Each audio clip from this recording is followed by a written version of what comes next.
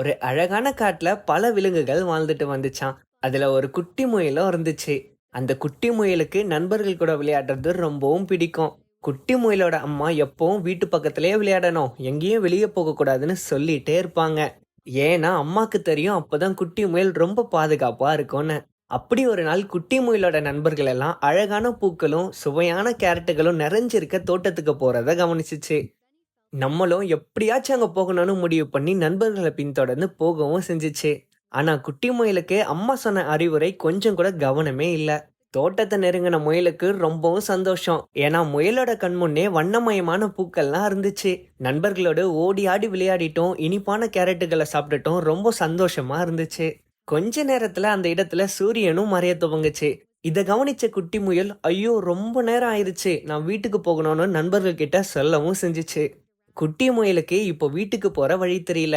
ஏன்னா அங்க இருக்க பூக்கள் எல்லாம் ஒரே மாதிரியா இருந்துச்சு. ரொம்பவும் பதட்டம் அடைஞ்ச குட்டி முயல் நான் அம்மா பேச்சை கேட்டிருக்கணும்னு நினைச்சு வருத்தப்படவும் செஞ்சுச்சு. ரொம்பவும் பயத்துல இருந்த குட்டி முயல் ஒரு பெரும் மூச்செடுத்து நம்ம எப்படியாச்சும் வீட்டை கண்டுபிடிக்கணும்னு முடிவும் எடுத்துச்சு. சுற்றி முற்றி பார்த்ததுல ஒரு பெரிய மரத்தை குட்டி முயலுக்கு அடையாளம் தெரிஞ்சுச்சு. இந்த மரம் எனக்கு தெரியும், இதுக்கு பக்கத்துல தான் அம்மா பூ பறிப்பாங்கன்னு சத்தமாவும் சொல்லுச்சு. நம்பிக்கையோடு அந்த குட்டி முயல் துள்ளி துள்ளி அந்த மரத்தை நோக்கி போச்சு.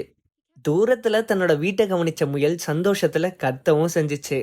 வீட்டுக்குள்ள வந்த குட்டி முயலை பார்த்த அம்மா நான் ரொம்ப கவலையா இருந்தேன்னு கட்டியும் அணைச்சுக்கிட்டாங்க.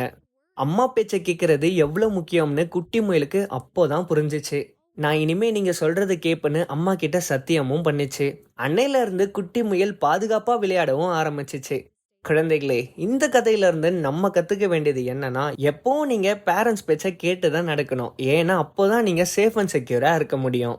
இது மாதிரி வீடியோஸ் பார்க்கணும்னா சேனலை சப்ஸ்கிரைப் பண்ணுங்க.